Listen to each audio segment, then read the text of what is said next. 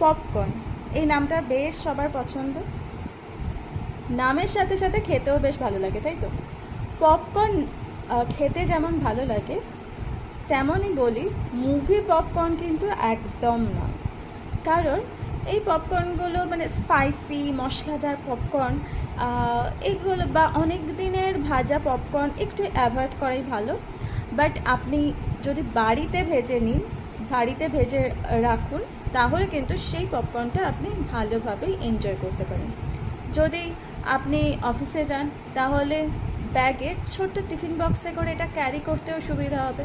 দুপুরে লাঞ্চ খেলেন এবং অফিস যখন শেষ হলো, অফিস শেষ করার পর তারপরে আপনার মনে হলো অল্প একটু খিদে পাচ্ছে, তখন আপনি হাতে করে অল্প একটু পপকর্ন খেতেই পারেন, আর অফিস কলিগদের সাথে তো গল্প করতেই পারেন।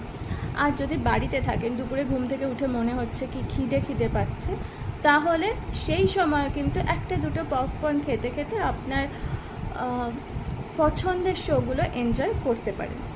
পপকর্ন যেমন লো ইন ক্যালোরি তেমনই কিন্তু হাই ইন ফাইবার, অর্থাৎ পপকর্ন আপনি নিশ্চিন্তে এনজয় করতে পারেন। এটা ভালোই পুষ্টিকর একটা খাবার, নিউট্রিশিয়াস ফুড।